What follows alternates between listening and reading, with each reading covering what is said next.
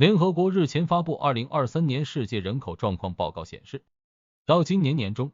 印度人口达到 14.286 亿，同时间中国人口将近 14.257 亿，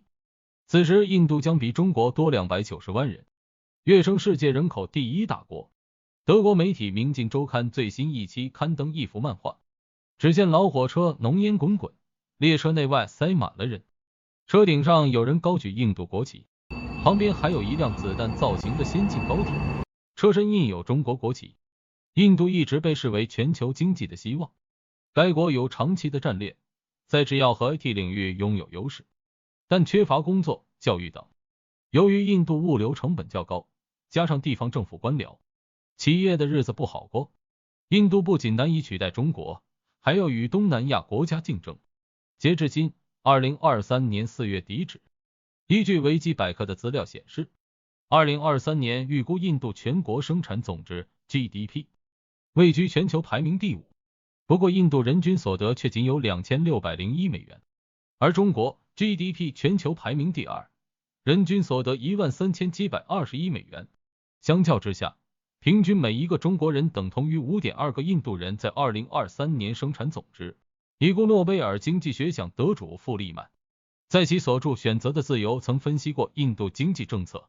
印度的早期手工织布产业面临动力织布机大量生产的挑战，为了缓和转型到工厂生产的痛苦，印度采用社会主义路线，针对大量手工产业实行补贴及织布机器工厂许可证管制措施。它保护既有产业利益不受技术革新的影响，用官僚批准取代市场效率，受到保护的手工产业自然会扩张。从1948年到1978年，手织机的数量大约增加1倍。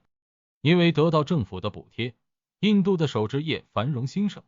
在1979年数以千计的印度村落里，手织机的声音从清晨响到深夜。此外，闻名于世的印度孟买观光景点千人洗衣厂也是另一个维持百年不坠的手工产业。政府部门或是立法单位要相信人民会看顾好自己的利益，他们通常比立法者能做出更好的判断。但是印度政府所做的补贴许可或管制等措施，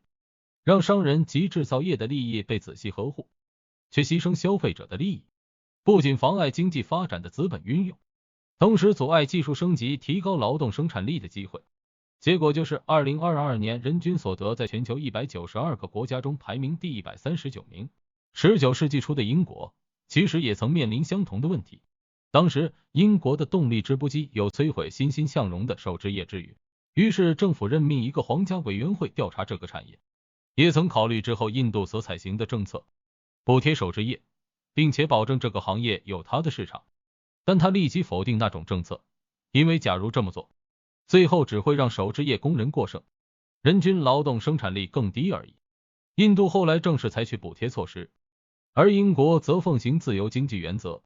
忍一时之痛，开放市场力量自然运作，最后证明这才是正确政策。感谢你的观赏，下期见。